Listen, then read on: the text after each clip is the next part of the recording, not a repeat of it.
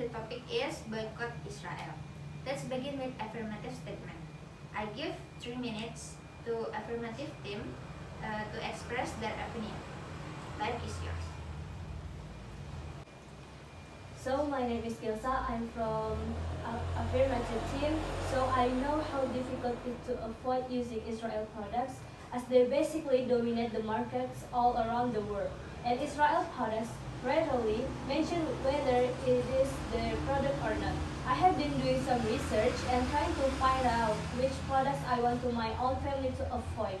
But it does seem pretty confusing as we all know they dominate the consumer markets all around the world. Those products are either made by them or they have a huge share in those companies which has products in our local markets.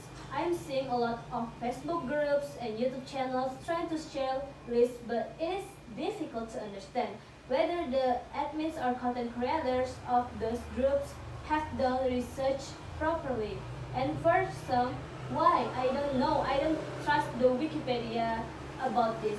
However, we should continue doing our research and find out as much as possible, and we should boycott as many products as we can. I concede the debate that we will not be able to boycott all their products, but we should boycott as much as it possible. At least let's boycott the luxury products that are not absolute necessity.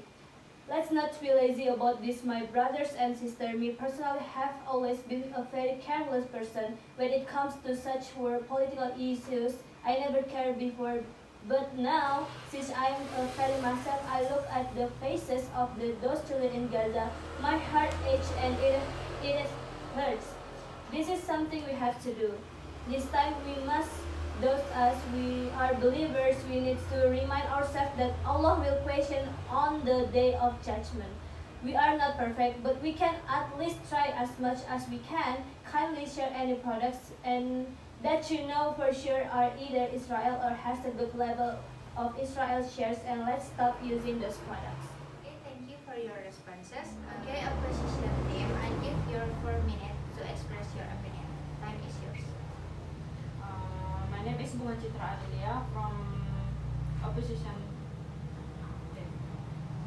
I think boycott could harm companies directly involved in the production and distribution of pro-Israel products, threatening jobs associated with the activities. Apart from that, the impact could spread to related sector, including local raw material supplier and distribution networks. Yeah. Okay, thank you for your response. Okay, affirmative team, I give your 4 minutes to express your opinion. Time is yours. Okay, my name is Siti Nurdana Himawan. I'm from affirmative team. From now on, we have to start moving a boycott of Israel support products to protect our brothers and sisters in Palestine. This boycott action is very helpful for our brothers and sisters in Palestine because if we are not boycotting Israel products such as Starbucks, KFC, McD, and much again products support Israel, the results we buy from them, they send money from sales to Israel and become bombs and weapons to kill our brothers and sisters in Palestine. Israel is not just stole the land, they also want the land of Palestine fully. In my opinion, you do not die if you don't eat McD or KFC or the other products for Israel. If you are used to buying burgers from fast food restaurants, there are also street vendors who use local ingredients. We can buy food by local products. This helps the local product sales economy. Let's start consuming local products. Referring to a report in 2008, the boycott movement has the potential to leave loss to $11.5 billion or in rupiah 148 trillion equivalent per year for Israel. So don't say what we do is useless. There is no reason for us to not boycotting Israel products. This boycott action is very helpful our brothers and sisters in Palestine. Open your eyes. What happened in Palestine now? That's not war, but genocide. Israel have been killed over 15 8,000 children in Gaza so far. Enough. Okay, thank you, affirmative team. Let's move on to opposition team. That is yours. Okay. My name is Fauzanifa. I'm opposition team. Twitter on TikTok, several people also highlighted it because they were afraid that the boycott will affect jobs in Indonesia. One of the team lost his job or deserted income because consumer interest and purchasing power desertion. Enough. Okay, thank you, opposition team. The next is neutral team. That is yours. Okay, I'm Wanaflia Saskia from Neutral Team. First, we should selective boycott. Some advocate for a selective boycott targeting products especially from Israel settlements in the West Bank rather than a blanket boycott for all Israel goods. This approach aims to protest settlements expansion without broadly harming the Israeli economy or Palestinians employed by Israel companies.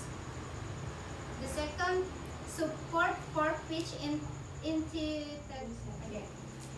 The second, support for peace initiatives instead of boycotting individuals and organizations can support initiatives that promote peace, human rights, and economic development for both Israel and Palestine. This positive engagement can help build mutual understanding and cooperation. And the last, diplomatic pressure. Focusing on diplomatic efforts such as lobbying governments to take stronger stance on Israel policies can be a more direct and effective way to influence change without resorting to economic boycotts. Okay, enough. Okay, the conclusion is summarize key points made in favor of boycotting Israel, reinforce the moral imperative behind taking a stand against injustice and oppression, call on the audience to support the boycott as a means to promote justice, equality, and peace in the region. Okay, that's all for our performance debate. Thank you. Let's